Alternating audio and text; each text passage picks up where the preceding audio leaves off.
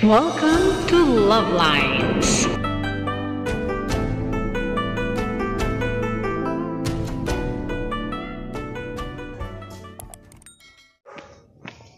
Good morning Philippines sa world. Araw ng linggo kaya tara simba tayo. Sunday morning, wala ng bagyo. Praise God. Praise the Lord. Hallelujah. Amen. 33rd Sunday in ordinary time. Inabutan ko si Lalay, si Junior. Tumatakbo ka eh. Wala ng oras. Kailangan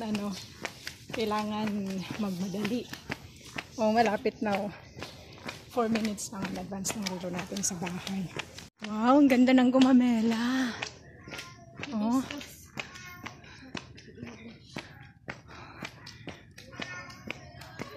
May nakaharang na doon, mas going on.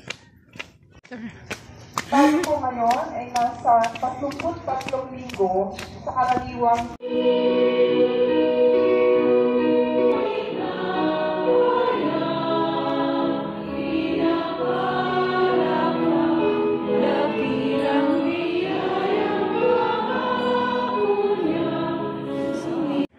pagbasa mula sa Aklat ni Propeta Malakias. Dahil ikalawang sulat ni Apostol San Pablo sa mga taga-Isalon.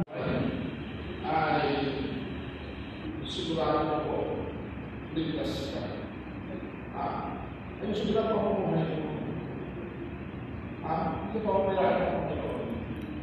Mahal tayo ng Diyos. Sisirayan ko ng Panginoon para hindi ka nagkakalit ka. Ako sobrang samahan ng tao. At yung marami ko nakahan sa Panginoon. Kaya sabi ko po, kapag pamahal sa Kanya, hindi na sisirayan kita hindi. At kahit nasa kulang na iiwan, malating sa kanyang pamamahal sa atin.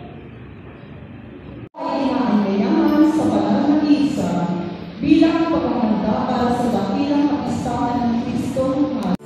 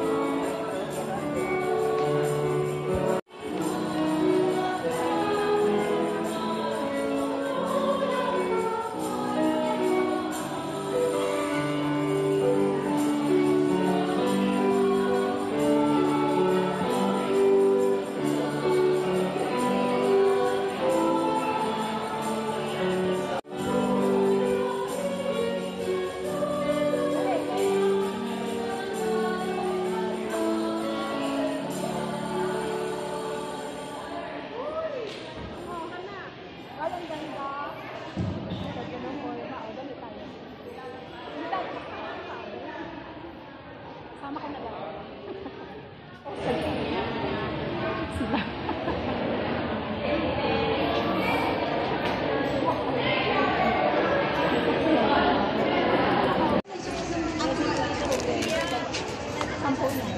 Yan lang nakarang coins. Ay, wala na yung ayaw mo na ulang ila. Mayroon na po kasing ay, huwian na. End of the world. Hindi natin alam kung kailan. Diba? Kaya kailangan maging handa. Magtrabaho. Pagtrabahuhan mo ang mo para makarating ka sa langit. Ang ganda eh. Ang sabi ni Father, pag end of the world na, paghuhukom na, kung ano man ang ginagawa mo, itigil mo na. Ituloy mo lang. Kasi judgment na ngayon eh. No time to kaya pagtrabahuhan mo yung pananampalataya mo. Ngayon, pananampalatayang walang gawa ay wala. So yun yung nasa reading na ngayon na wag pakainin daw yung ayaw magtrabaho. Yun yung ibig sabihin na yung sa reading na yun yung mga walang ginawa, mag-chismis lang.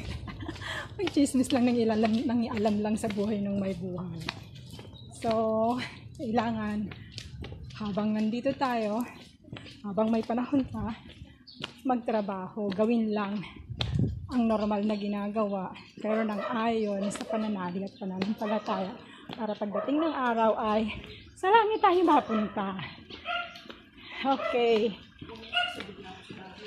Sabi nga, yan sinabi niya, magtrabahuhan mo, gumawa ka, manalig ka, manampalataya ka, because do your best nga, and God will do the rest. Have faith.